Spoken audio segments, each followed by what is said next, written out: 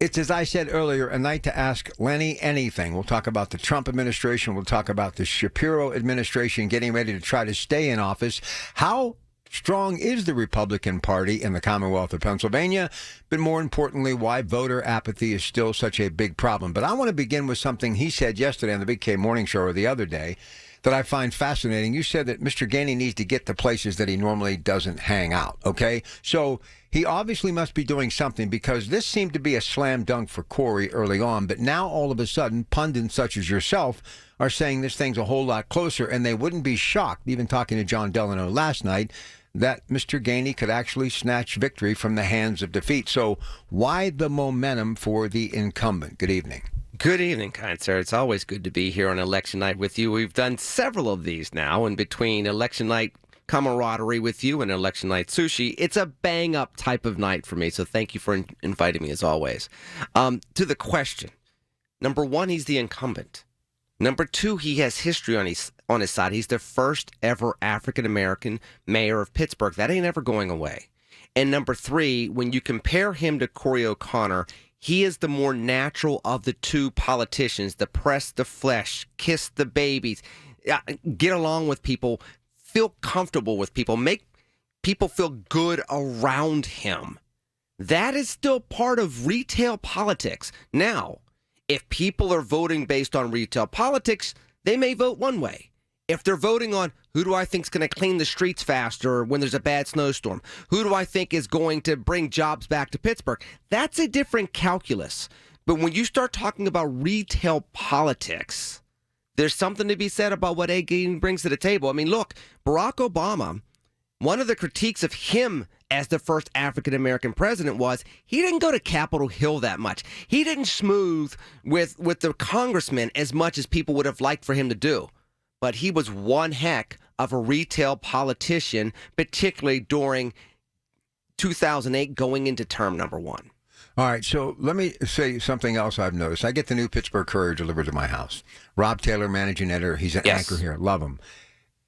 If Mr. Gainey pulls this victory out from the hands of defeat, I think the first call he should make is to the new Pittsburgh Courier. Let me explain why. So I follow them on social media. I've never seen a newspaper do this, and I had no idea I was going to go there until you started just talking about why things are really kind of leaning maybe in his favor and who he is and his track record and being an African-American, the first ever elected as mayor in the city of Pittsburgh. They not only endorsed him, but they took their social media cameras and microphones out and let people actually do testimonies on video that they streamed about why they liked Mr. Gainey. These were people in the neighborhoods that still love this guy, embrace this guy, and want him to remain mayor. I think, and a lot of people get that paper. We actually sell it at the Coons Market on Highwood Street. We sell out every week. I think a lot of people still love this guy, even though Corey O'Connor, personally, I think you know, close to the family. His mom and dad, very close to me. Corey reminds me a lot of his father. His dad was a great mayor. What could have been if he wouldn't have died so young? All of the good stuff. I think he's the first family of politics in Pittsburgh.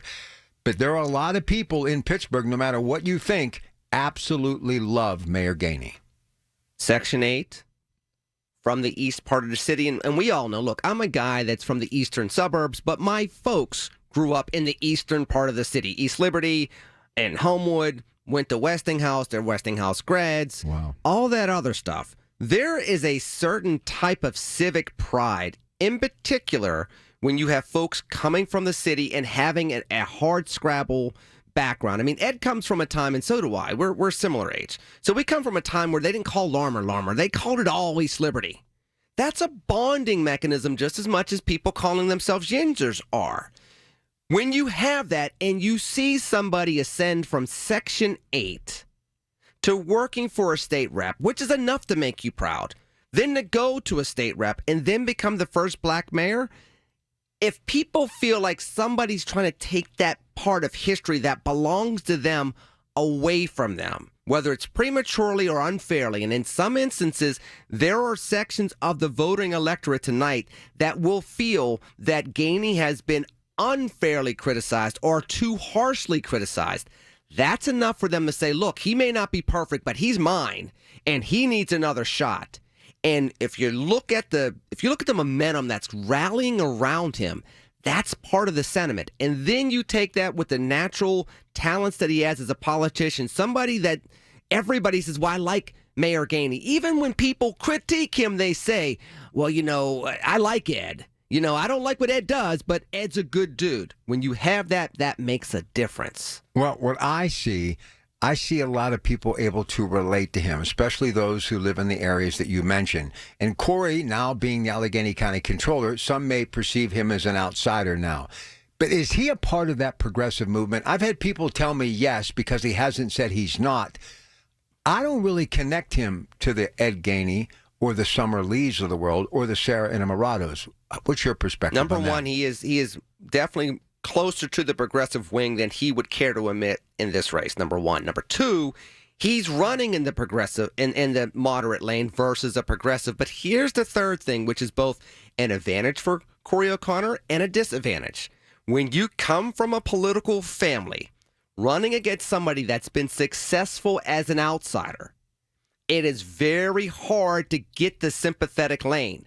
And if you look at these two men pitted against each other, it basically boils down to a hard scrabble guy who was an outsider that rose his way up, grew up in Pittsburgh, grew up tough, lost his sister to gun violence, ended up becoming the first black mayor, versus a guy from a political family in Pittsburgh who's supposed to do these things. Guess who has the underdog story, even though they're the incumbent? It's Ed Gainey. Mm-hmm. But what do you do when you look around the city? And you can blame it, a lot of it, on the pandemic, okay? Because it's really been tough to jumpstart again. And now that the money is running out, Rachel Heisler, the city controller, has been on the air with me and said basically their bank account is starting to collect dust, okay? How do you truly clean up this city when you have so many homeless people and a crime rate that's just off the charts? You're losing police officers. You're not being able to replace them. Some of the services that people have been enjoying for generations may be going away. How does this guy fix it? One of the things that the Pittsburgh Courier said, he needs to be able to finish the job.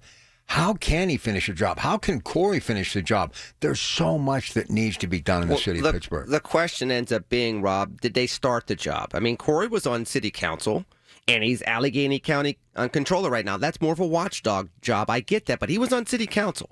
Ed has been a state rep and then became mayor of Pittsburgh. The bottom line is, if you're trying to say you're trying to do new things without being innovative, if you're trying 20th century tactics to fix 21st century problems, you're going to go back to the 19th century when it comes to the population in the city of Pittsburgh.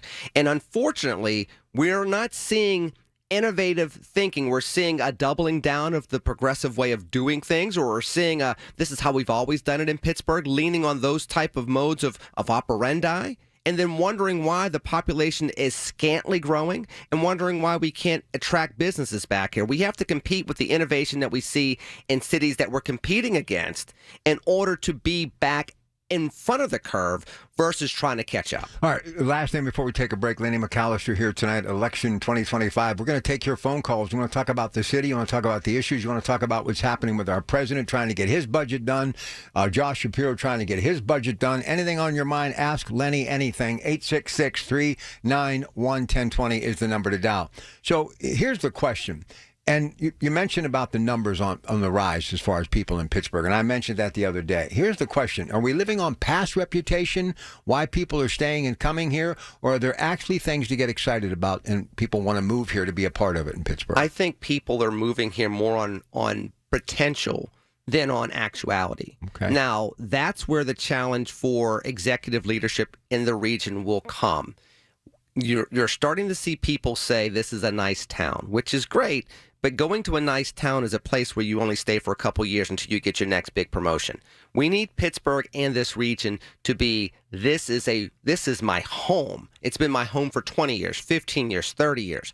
This is what Pittsburgh used to be. It used to be a home where CEOs came and 3 generations later, their grandkids were still here. Mm-hmm. That's not happening as much. Mm-hmm. So people are coming here because it's more affordable, yes. They can find some opportunities, yes. But we have to take it from, we're a nice town, we're a nice region, to this is my home, even though it's only been my home for 20 years. That's what we're not hearing enough, and that's what we need kids at CMU, kids at the University of Pittsburgh, kids that are coming in from the Midwest and coming to school here for grad school. We need them saying it so that by the time they're 50, 60, 70 years old, we have 3 generations from that family making roots in Pittsburgh. That's exactly what Rachel Heisler said. She wasn't from here. She went to school here and stayed here. And we need to be able to keep some of these young people who are graduating from Pitt and Duquesne and Carnegie Mellon to stay here. Lenny McAllister is here. So if you live in the city of Pittsburgh, your thoughts on your city, and what do you think about this race and some of the things that you would like to see changed? And more importantly, who is the right person to lead you into 2026 and beyond?